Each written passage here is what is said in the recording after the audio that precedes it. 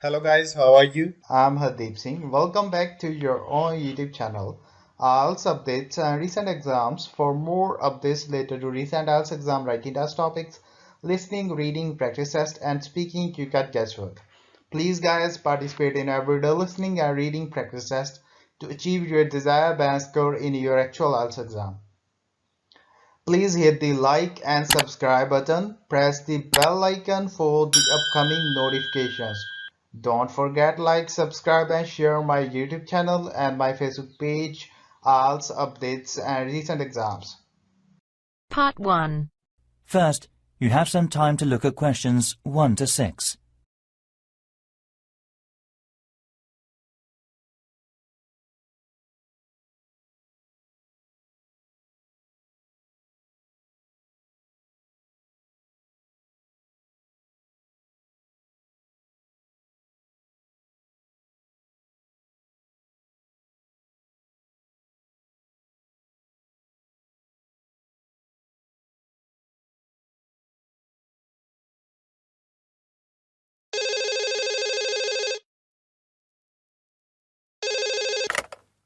Dubai Palm Apartments. Amanda speaking. How can I help you? Oh, hi, Amanda. I'm ringing to inquire about a holiday apartment for the month after next. Okay, no problem. Let me get your details first, then I'll tell you what we've got. Is that all right? Fine, go ahead. Okay. Can I have your name first, please? Yes, it's Leo Blücher. That's Leo. That's my first name. And my surname is Blucher. Okay, I've got that. Where are you from, just out of interest, Leo? I'm Austrian. Right, okay. And what's your address? It's number 37, Blumengasse in Vienna. Right. Could you just spell Blumengasse for me, please, Leo? My German's not too good. Sure. It's Blumengasse.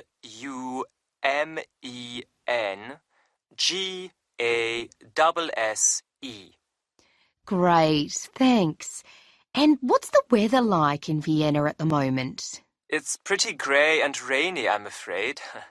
Hope it's better in Dubai. Yes, it's lovely at the moment. Sunny and warm, but not too hot. Now, can you give me your phone number? Yes, it's 4312 11057. Great. So, you're looking for a holiday apartment, Leo. How many people is it for? Just yourself? No, there'll be 4 of us, 2 adults and 2 children. Fine. And when would you like it from? Ideally from the 1st of January. January the 1st. Okay. I'll have a look and see what we've got. How long would you like to stay? Well, it depends a little bit on the price, but I think that about 9 days would be perfect. Fine. And talking of prices, what would be your maximum, do you think? Well, I've looked on the internet, but I don't know if I'm being realistic if I say 200 euros per day. Things seem to range from 150 to well over 400. Well, it depends where, of course, but I think we could probably find something for you at that price. Great. Before you hear the rest of the conversation, you have some time to look at the questions 7 to 10.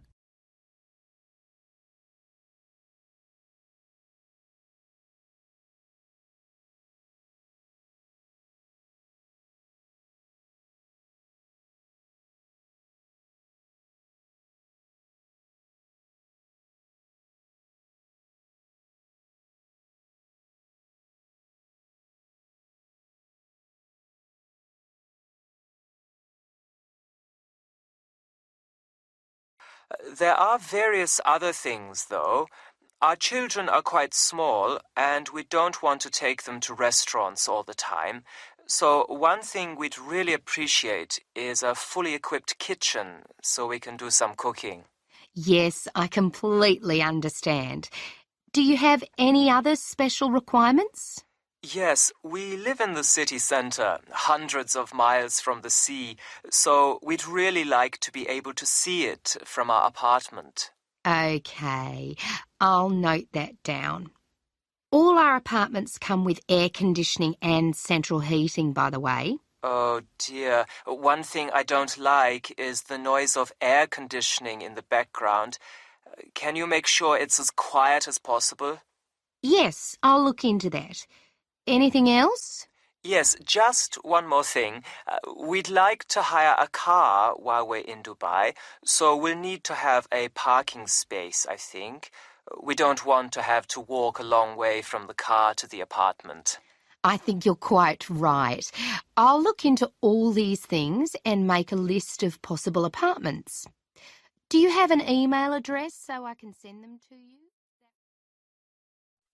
That is the end of part 1. You now have half a minute to check your answers.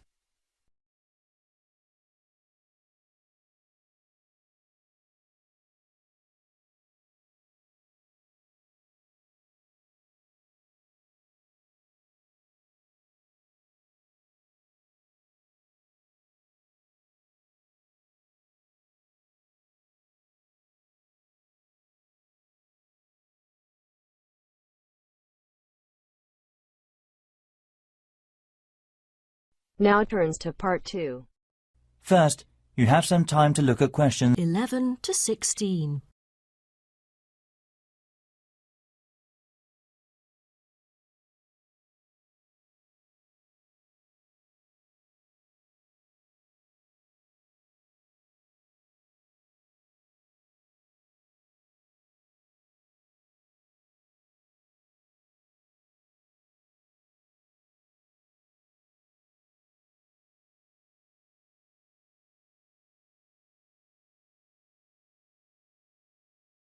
Now listen carefully and answer questions 11 to 16.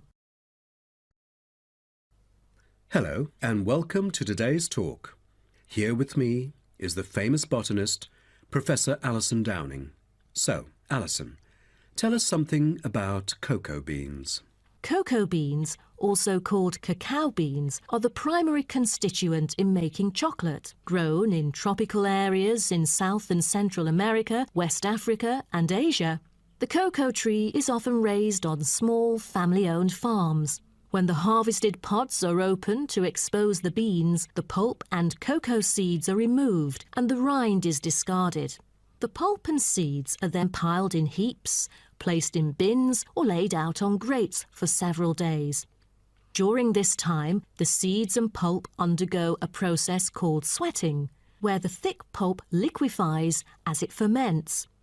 The fermented pulp trickles away, leaving cocoa seeds behind to be collected. This is when the beans are harvested, and then the bags holding them are ready to be transported. But the most important step in processing the cocoa bean is cleaning it. Once the beans are unloaded from the railroad cars, the packages are opened and then weighed by machines. Then the pods are split and the seeds or beans are covered with a sweet white pulp or mucilage.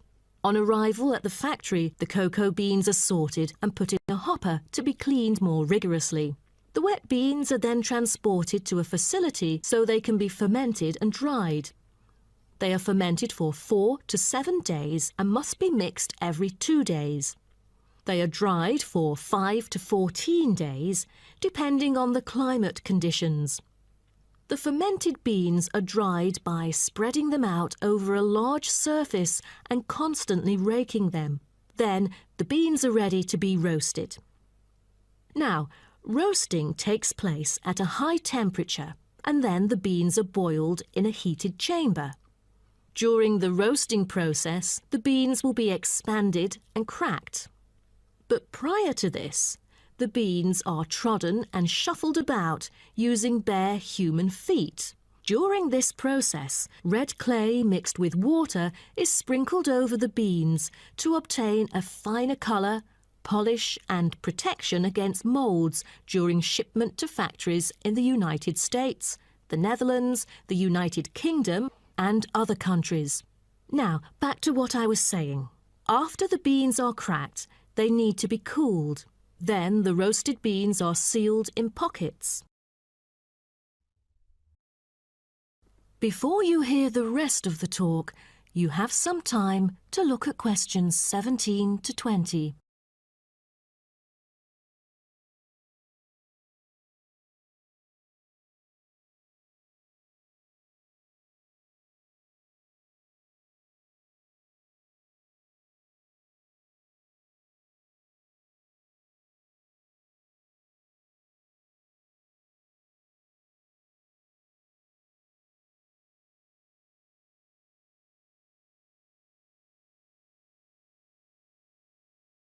Now listen and answer questions 17 to 20.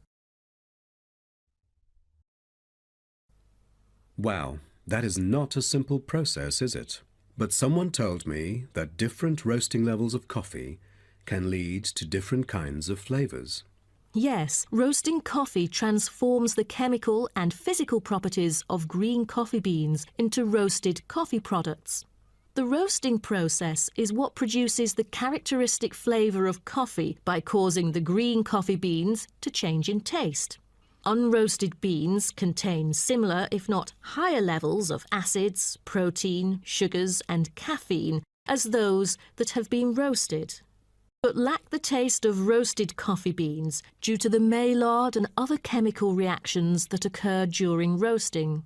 The vast majority of coffee is roasted commercially on a large scale, but small-scale commercial roasting has grown significantly with the trend toward single-origin coffees served at specialty shops. Some coffee drinkers even roast coffee at home as a hobby in order to both experiment with the flavour profile of the beans and ensure the freshest possible roast.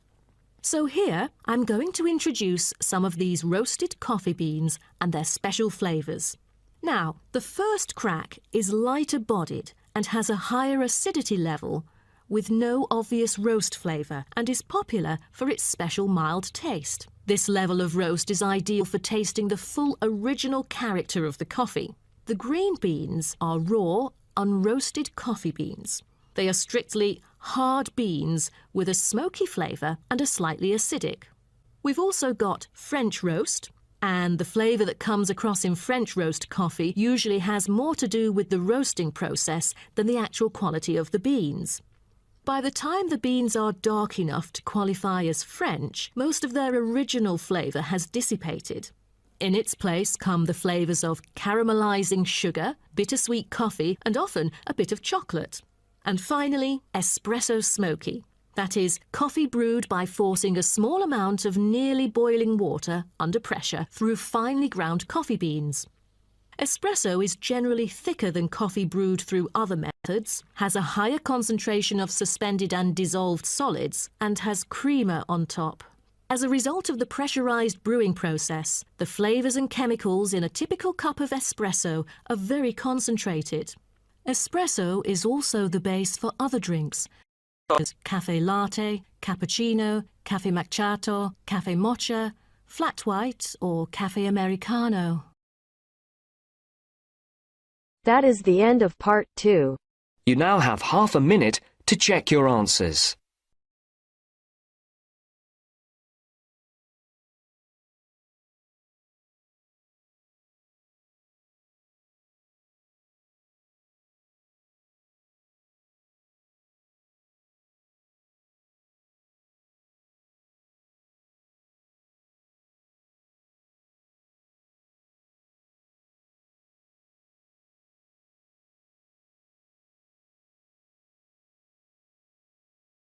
Now turns to part 3.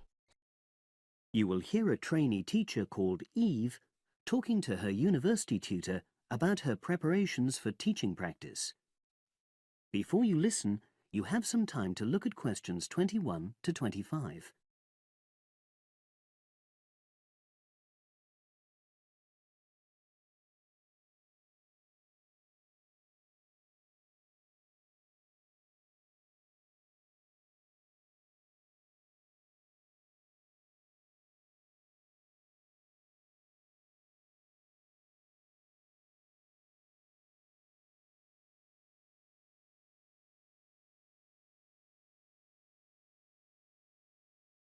Now listen and answer questions 21 to 25. Hello, Eve. Come in and sit down. How's it going? Fine, thanks. I'm looking forward to my teaching practice next week. Good. Now, you've got 2 classes, haven't you? Year 3 and Year 6. Have you done your lesson plans? Well, I've decided to take the topic of renewable energy. I haven't done a lesson plan for Year 6 yet, but I thought I'd base their lesson on an example of very simple technology. So I've brought this diagram to show you. I got it from the internet. Let's see. A biogas plant. So this is equipment for producing fuel from organic waste. Yes. The smaller container on the left is where you put the waste you've collected. Right, and from there it's piped into the larger tank. That's right. And that's slurry on the base of the larger tank. Right. And what exactly is slurry? It's a mixture of organic waste and water. So is that pipe at the bottom where the water comes in? Yes, it is. As the slurry mixture digests, it produces gas, and that rises to the top of the dome. Then, when it's needed, it can be piped off for use as fuel in homes or factories. It's very simple. I suppose there's some kind of safety valve to prevent pressure build-up? That's the overflow tank. That container on the right. As the slurry expands, some of it flows into that, and then once some of the gas has been piped off, the slurry level goes down again, and the overflow tank empties again. I see. Well, I think that's suitably simple for the age level it's for. I look forward to seeing the whole lesson plan. Thanks. And can I show you my ideas for the Year 3 lesson? Of course. Let's look. Before you listen to the rest of the conversation, you have some time to look at questions 26 to 30.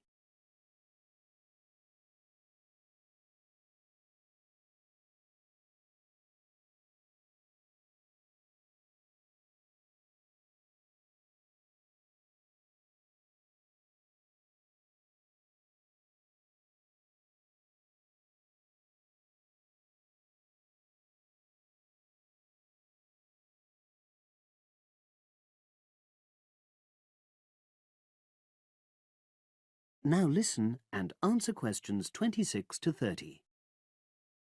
I thought I'd introduce the topic by writing the word energy on the board and reinforcing the spelling and the pronunciation. Then I'll do a little mime, run on the spot or something, to convey the sense. I'd keep it brief at this stage. Yes, I will. Then I'll wipe the word off and write the question, where does energy come from? And see what the pupils come up with. Fine. I'd suggest that you just brainstorm at this stage and don't reject any of their suggestions. Yes, that's what I was going to do. Then I've produced a set of simple statements like, energy makes cars move along the road, and energy makes our bodies grow. There are 8 altogether. Are you going to give them out as a handout or write them up on the board? First, them up on the board, and then I'll read them out loud. And I'll get the pupils to copy them out in their notebooks. I'll also ask them to think up one more similar statement by themselves and add it to the list. Good idea. After that, I thought I'd vary things a bit by sticking some pictures up of things like the sun and plants and food and petrol and a running child. And I'll get the pupils to work out what order the pictures should come in terms of the energy chain. I think that's a very good idea. You could move the pictures around as the pupils give you directions. Yes, I think they'd enjoy that. And to finish off, I've made a gap fill exercise to give out.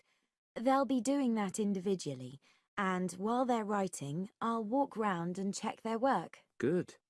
And have you worked out the timing of all that? It'll probably take you right through to the end of the lesson. That is the end of part 3.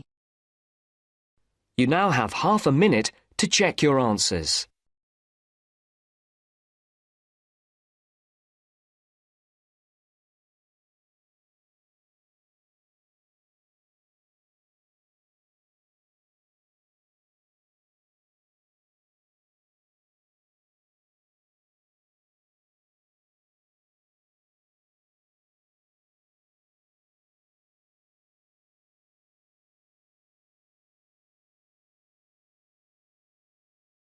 Now turns to Part 4.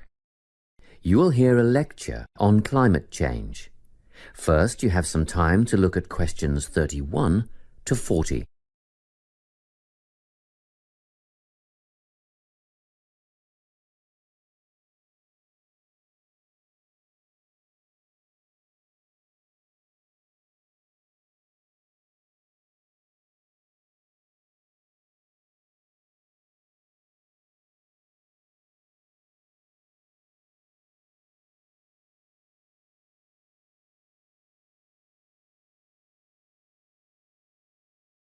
Listen carefully and answer questions 31 to 40. This lecture in environmental studies is on the topic of human influence on climate change. First, I'll outline some of the factors affecting climate, then go on to discuss what has already occurred, and finish up by speculating on the effects. Previously, we've covered how factors such as ocean currents and prevailing winds affect climate change naturally. However, the influence of human activity on climate is what I'll talk about today. At first, the effect on the climate was relatively small. Trees were cut down to provide fuel for fires, and, as we know, trees absorb carbon dioxide and produce oxygen, so the amount of carbon dioxide in the atmosphere would have increased, but not noticeably. So, in what ways has human activity really impacted on the climate? A major contributor was the advent of the Industrial Revolution at the end of the 18th century, combined with the invention of the combustion engine. In addition, Earth's burgeoning population has had a marked effect on climate.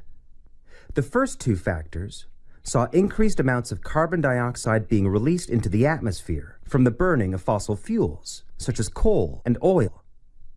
The final one, human expansion, has resulted in deforestation on such a scale that the extra carbon dioxide in the air cannot be soaked up and converted into oxygen by the remaining trees.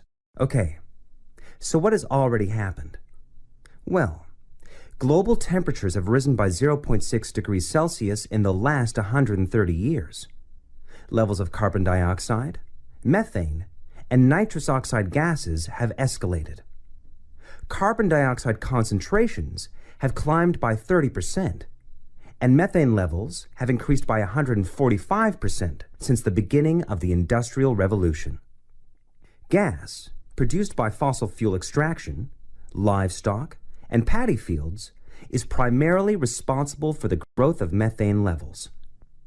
Nitrous oxide, or N2O, comes from natural sources, wet tropical forests, for instance. But it is also produced by human-related activities, such as agriculture, which uses synthetic nitrogen fertilizers, rubbish disposal systems, and vehicle emissions. How do gases like carbon dioxide and methane affect the climate? Well, this is what we call the greenhouse effect. Under normal conditions, the sun's rays hit the Earth and some are reflected back into space. However, these gases, CO2 and methane, create a barrier in the atmosphere, which prevents a proportion of the sun's rays from being reflected back into space. And, instead, the gases become trapped in the atmosphere. It's simple, really. Because the sun's rays can't escape, the Earth heats up. What are the possible effects? Firstly, a rise in sea levels. We already know that the Arctic ice cap has melted and shrunk considerably, and great chunks of ice have been lost from Antarctica. In 1998, it was reported that 46 million people lived in areas at risk of flooding, and the number of people at risk will increase significantly if sea levels rise. It is estimated that a rise of only 50 centimeters would put that number at 92 million. Further projections would see a rise of 1 meter put 118 million people in danger of losing their homes and livelihoods, not to mention the loss of prime, fertile farmland. Experts predict a rise of at least 50 centimeters over the next 50 years or so. Secondly, there would be a modification of vegetation zones. with changes in the boundaries between grassland, shrubland, forest, and desert. This is already causing famine in arid areas of northeastern Africa, and has instigated, and will continue to instigate, mass movements of people away from dry regions. What we are seeing now is only the first stage, with temporary camps for climate refugees already at overcapacity. In the future, there will be significant migration resulting in extreme overcrowding of towns and cities. Another potentially disastrous effect of climate change is an increase in the range and distribution of pests, which could bring about an increase in the prevalence of certain diseases. If we think of the malaria-carrying mosquito, for example, which thrives in warmer regions, at the moment, about 45% of the world's population is exposed to malaria. But, with an increase in temperature, there will be many millions more cases of malaria a year. The last effect I'm going to mention today is the change in ecosystems. Global warming will influence species composition for both fauna and flora, such that some animal species will disappear and others will multiply. And it'll be the same for plants and trees. It is predicted that around 2/3 of the world's forests will undergo major changes of some kind.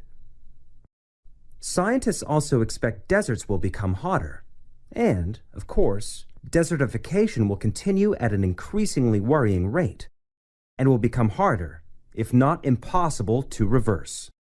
What could we do to stop the process? Well, that's the subject of next week's lecture. So I hope to see you all there. That is the end of part 4. You now have half a minute to check your answers. So guys, don't forget like, subscribe and share my YouTube channel and my Facebook page, IELTS updates and recent exams. For more updates related to recent IELTS exam writing test topics, listening, reading, practice test and speaking, you got guesswork. Please guys, participate in everyday new IELTS listening and reading practice tests to achieve your desired band score in your actual IELTS exam. For more IELTS material, visit my official website www.ieltsupdatesandrecentexams.com. The link is given below in the description. If you need PDF files of latest IELTS material, then please join my Telegram channel. So guys, please write your score below the comment section. Again, thanks for listening. God bless you all guys. Stay tuned, stay safe.